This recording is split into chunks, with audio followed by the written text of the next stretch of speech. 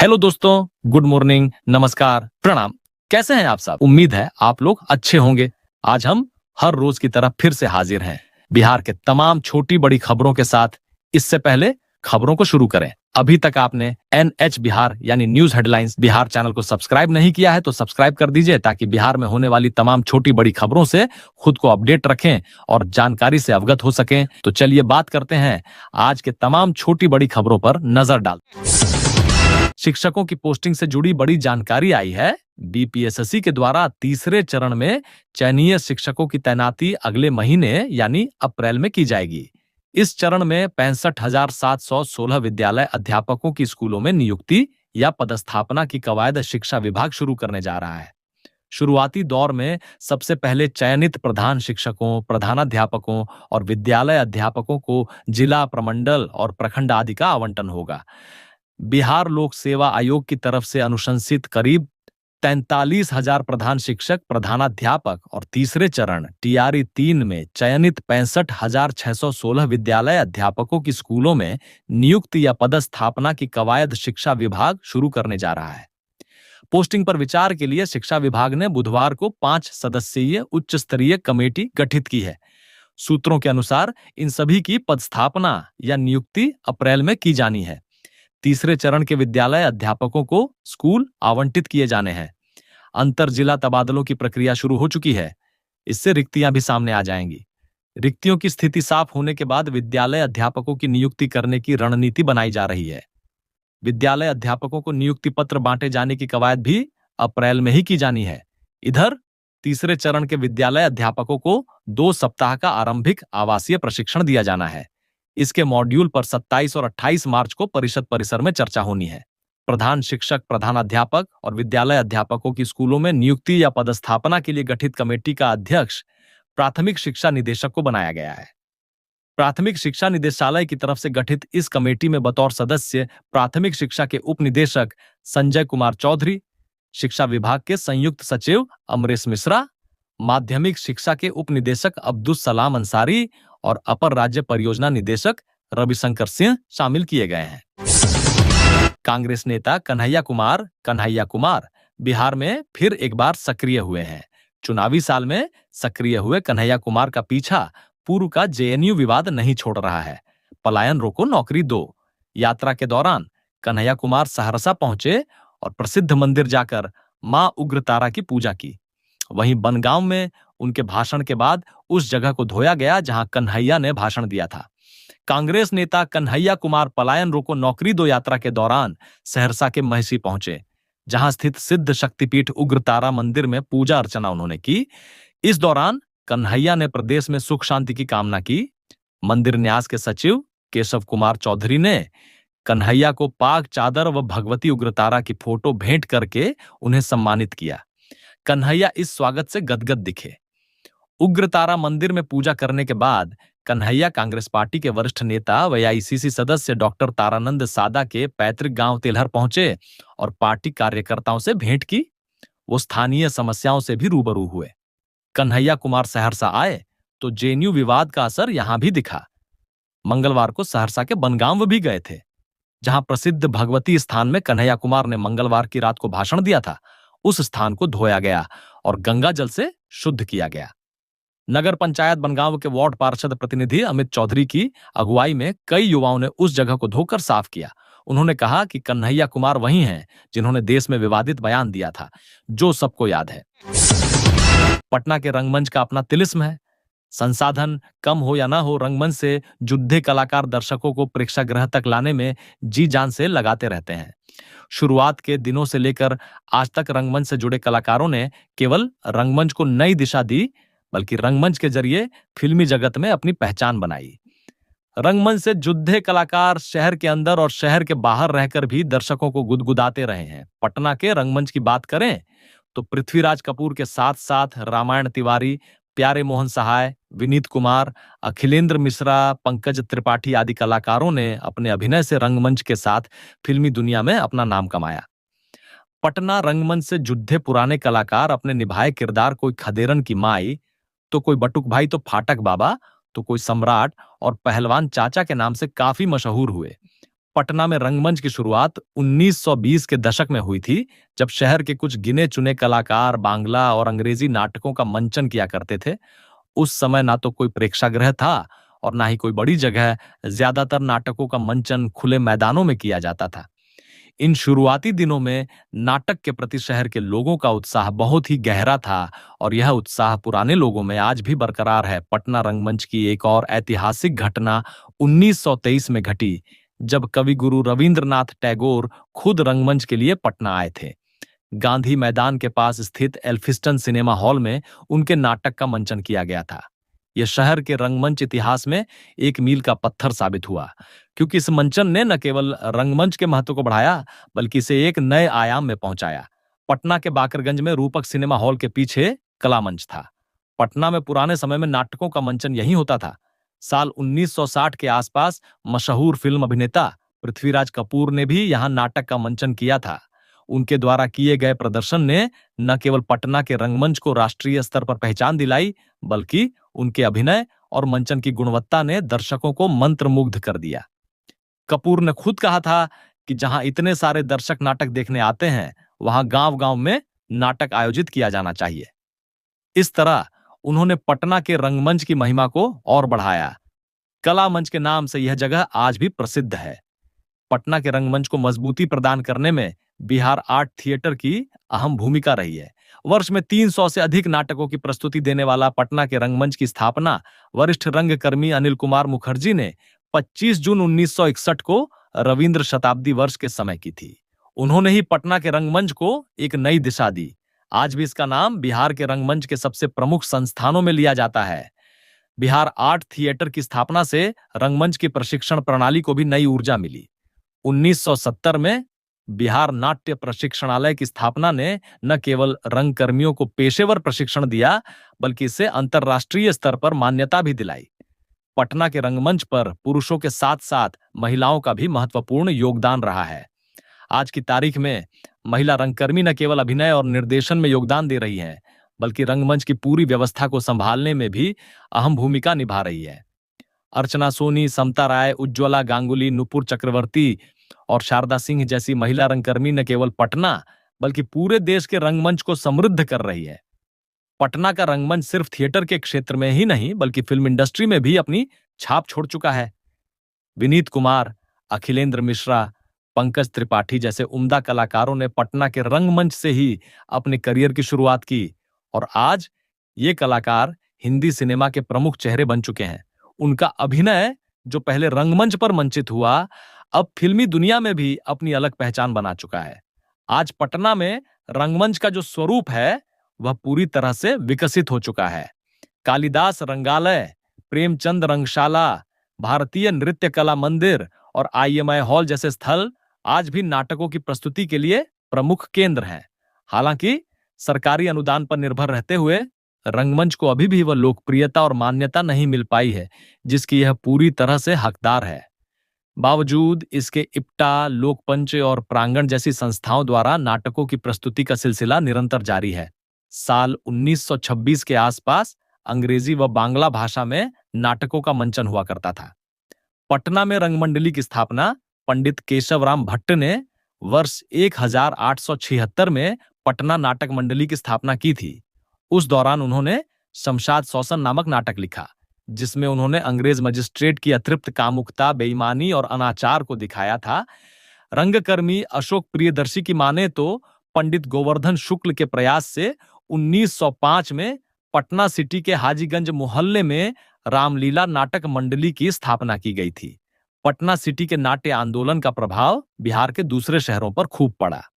80 के दशक में रंगमंच का एक अलग ही आकर्षण था, जो आजकल कहीं खो गया सा लगता है। हिंदी नाटकों में जो गहराई और प्रयोग होते थे, उनका आज के नाटकों में अभाव दिखाई देता है। रंगमंच की शुरुआत मैंने शौकिया स्तर पर की थी, जब मैं महज मैट्रिक का छात्र था। खगोल का रंगमंच उस समय अत्यंत प्रसिद्ध था और वहां के कई कलाकारों के नाटकों ने मुझे अभिनय की कला में पारंगत किया। आज के रंगमंच में वो बात नहीं है जो पहले हुआ करती थी। हमारे लिए यह एक बड़ी चुनौती है कि कैसे हम रंगमंच की पुरानी परंपरा और गौरव को संजोए रखें। खगोल के रंगमंच को समृद्ध करने में बंगाली समुदाय का बड़ा योगदान रहा है, जिनके सांस्कृतिक आयोजनों ने पटना के रंगमंच को नया आयाम दिया। मेरे रंगमंच में कदम रखने का सफर 7वीं कक्षा से शुरू हुआ। बिहार के सरकारी अस्पतालों में इलाज के लिए आने वाले मरीजों को अगले 3 दिनों तक भारी परेशानी का सामना करना पड़ेगा। बिहार स्वास्थ्य सेवा संघ बीएचआईसी ने ओपीडी सेवाओं के बहिष्कार का ऐलान किया है।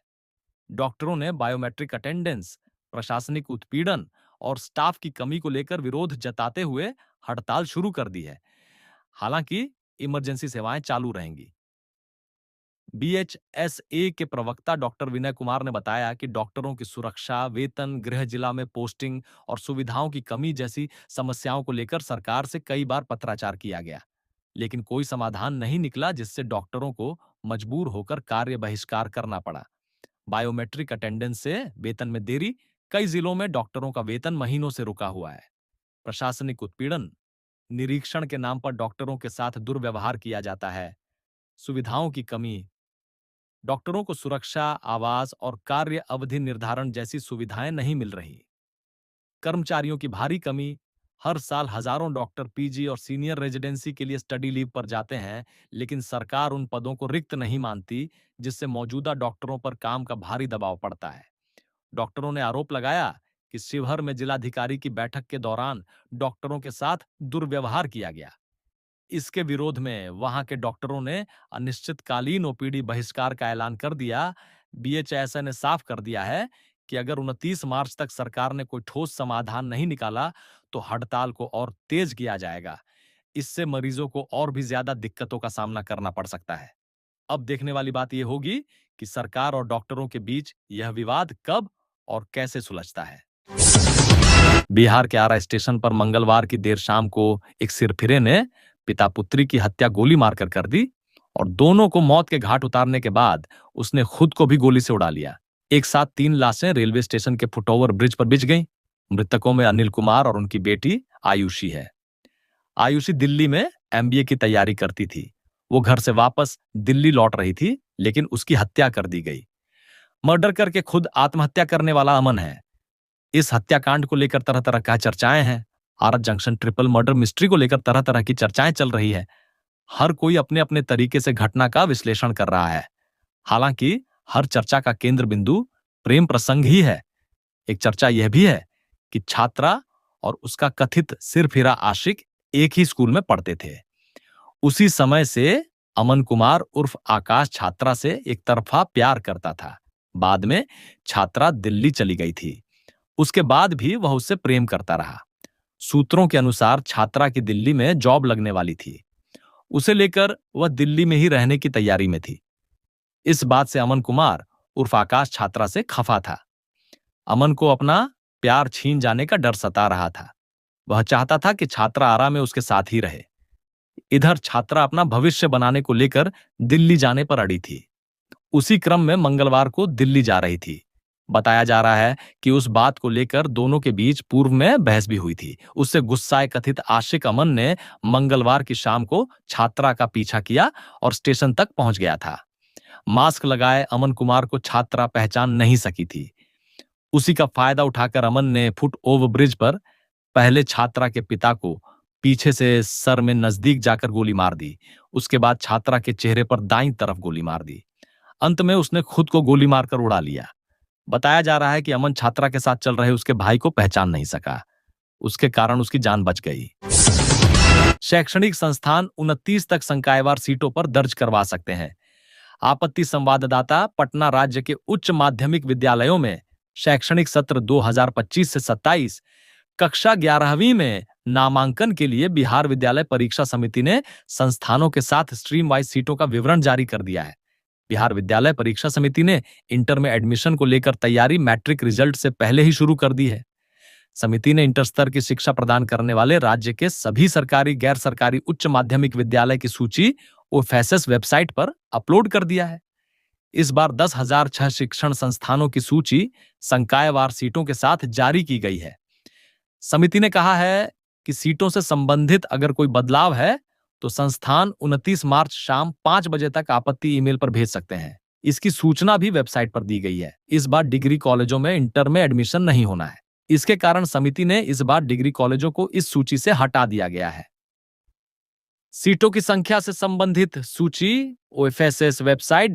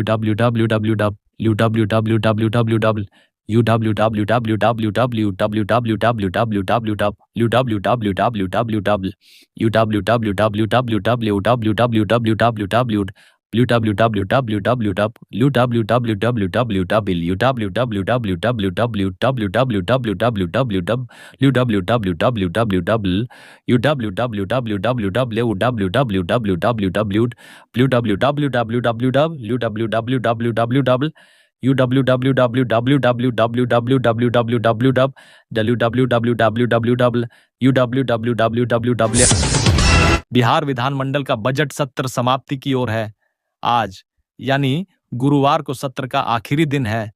आज सदन की कार्यवाही के दौरान सामान्य प्रशासन जीएसटी समेत कुल 5 नियमावली और रिपोर्ट पास कराई जाएंगी। सदन में आज भी जबरदस्त हंगामे के आसार हैं। वक्फ संशोधन बिल पर विपक्ष एक बार फिर आज हंगामा कर सकता है। बुधवार को सदन में वक्फ संशोधन बिल को लेकर हंगामा हुआ था। साथ ही राजद सुप्रीमो लालू यादव को भी भारत रत्न देने की मांग की गई थी। बता दें, इस बार बजट सत्र 28 मार्च को समाप्त न होकर 27 मार्च को ही समाप्त किया जा रहा है। सदन को दोनों पक्षों की सहमति के बाद यह फैसला लिया गया है। आज सदन की कार्यवाही के दौरान 5 नियमावली पास कराई जाएगी। साथ ही विधान परिषद में गैर सरकारी सदस्यों के विधेयक और संकल्प संबंधी समिति का 212वीं रिपोर्ट पेश की जाएगी। राज्य सूचना आयोग के वित्तीय वर्ष 2018 से 19 का तीसरा और वित्तीय वर्ष 2019 से 20 की चौथी वार्षिक रिपोर्ट पेश होगी।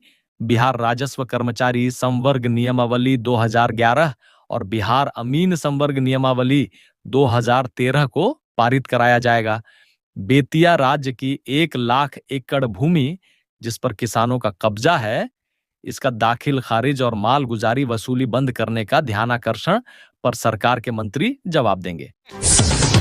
एचडीएफसी व पंजाब एंड सिंध बैंक से पूछा कारण, आरण जमा अनुपात बढ़ाने के दिए गए निर्देश। मुजफ्फरपुर डीडीसी श्रेष्ठ अनुपम की अध्यक्षता में जिला स्तरीय परामर्शदात्री समिति व जिला स्तरीय आरसेटी परामर्शदात्री समिति की बैठक समाहरणालय सभागार में हुई। बैठक में एलडीएम दिनेश प्रसाद सिन्हा ने पिछली बैठक की कार्यवाही की संपुष्टि के लिए प्रस्ताव रखा। इसके बाद वित्तीय वर्ष के लिए बैंकों द्वारा लक्ष्य के विरुद्ध दिसंबर 2024 तक की उपलब्धि की समीक्षा के लिए आंकड़े पेश किए गए।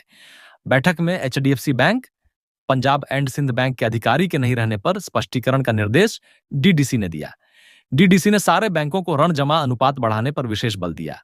हालांकि जिले के ऋण जमा अनुपात 74.43% पर संतोष व्यक्त किया गया। वार्षिक आरण लक्ष्य को जल्द पाने के निर्देश दिए। इसके साथ ही केसीसी, पीएमईजीपी, पीएमएफएमई, स्वयं सहायता समूह, आरण, मत्स्य, पशुपालन, अर्ड आदि बांटने में तेजी लाने के लिए बैंकों को निर्देश दिए गए। नीलामवाद संबंधित मामलों का मिलान व त्वरित निस्तारण के लिए निर्देशित किया गया। सामाजिक सुरक्षा संबंधी गतिविधियों जैसे पीएमजेजेवाई, पीएमएसबीवाई पेंशन योजना में बैंकों की भागीदारी बढ़ाने के लिए आह्वान किया गया। नाबार्ड द्वारा तैयार पोटेंशियल लिंक्ड योजना को लाइसेंस किया गया। एलडीएम ने अंत में सभी पदाधिकारियों को धन्यवाद ज्ञापन किया।